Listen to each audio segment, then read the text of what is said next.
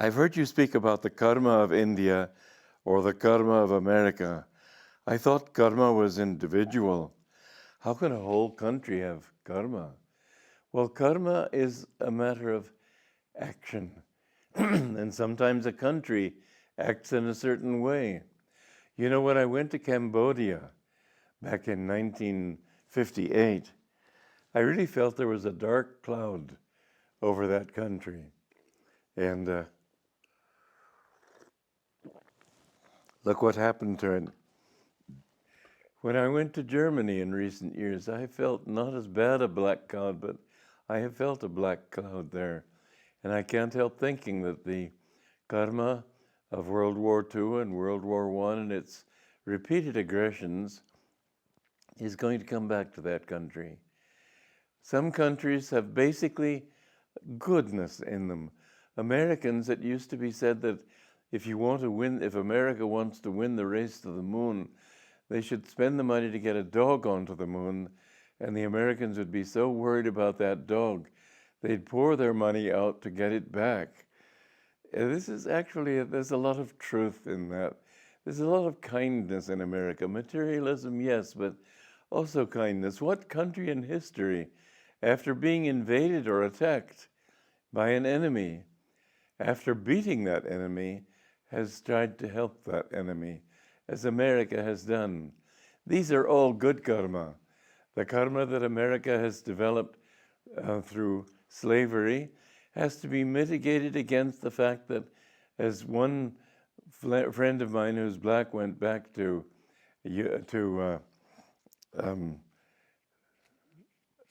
Nigeria, and he said, I understood then the positive side of slavery.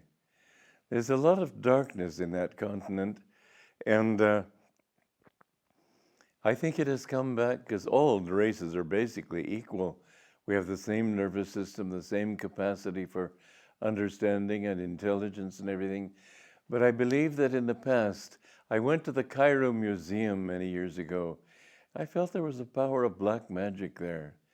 And I feel that black magic, which among black people is still a very potent reality, I think they fell owing to that. And it'll take them a little while to rise. And in this country, the blacks, we were wrong in making them slaves. We were wrong in treating them the way we treated them. But at least we did bring them into a culture that would help them to advance. So Master didn't mention that when he spoke of the bad karma of America. He spoke more in terms of how we treated the Indians. And of course, we took their land away from them, which is not good karma. On the other side, you have to say that it must have been their karma for us to come and take it away from them. I don't know all those things, but the fact is that as a country behaves, or as its leaders do, on behalf of the country. For example, when Hitler gas chambered so many people, millions of people, that is bad karma. When the communists, Russians and Chinese together, have murdered over 120 million of their own people in the name of instituting communism, this is very bad karma. And they cannot win. And Master said in the war which he sees coming, he said, America's good karma will protect it. And in the end, those countries will fail. He said, he went so far as to say that Russia would be annihilated and Europe would be devastated. But every country has its karma. There is something that you feel when you go to India. When the plane lands on the soil of India, you already feel, just at that moment of landing, that there's some spiritual vibration there. Generations of great rishis, great saints, have left their vibration in the soil. And although India has become and is becoming more materialistic, I don't think they can get away from that karma. It has an influence on them. And even Indians who claim that they're atheists, it turns out they can't believe in certain definitions of God, but they aren't really atheists. So every country, Master, I remember him saying about England that he said their karma is finished. And for many centuries, they were taking from other countries and not giving back properly. It's an interesting thing. When Marco Polo went to India, he wrote that this is the most wealthy country in the world. When he came back, after he came back, he wrote that, and when the English went there, India became one of the poorest countries, and England one of the wealthiest. One suspects a cause-effect relationship, doesn't one? Master told me England is finished, and I said, but I tried to mitigate his statement. He said, finished, like that. And it's happening. Who knows whether the prediction of Edgar Cayce will come true, that in the twinkling of an eye, the northern part of Europe will go into the sea? I don't know that one. I don't know whether that's true or not. But I do know, he said that the French have basically good karma, but they're too pleasure-loving, and so they'll have to pay something for that. And Italy, which has had many saints, I think it will be protected because of those saints. It was said that in Sodom and Gomorrah, God promised Abraham, I think it was, I'm not very up on my Old Testament, but he said, if there are 10 righteous men there, then it will be spared. Righteous men means righteous in the eyes of God, those who love God and seek God.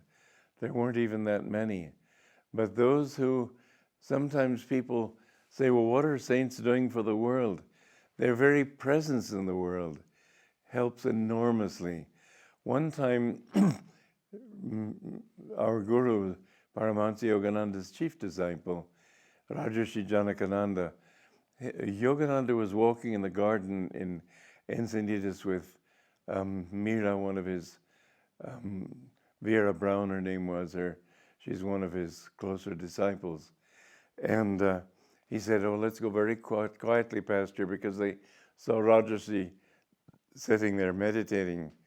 And later he said to her, after they'd gotten out of earshot of him, he said, you don't know what blessings accrue to the work when just one person can meditate that deeply.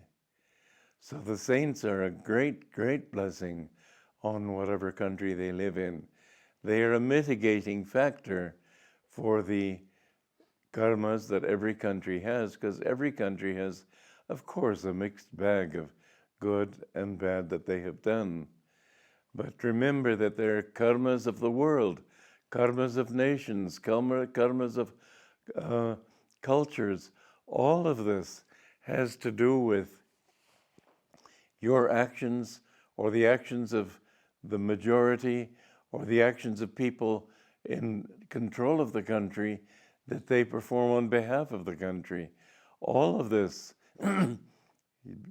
is a kind of karma that must be paid by the country itself or by the culture itself.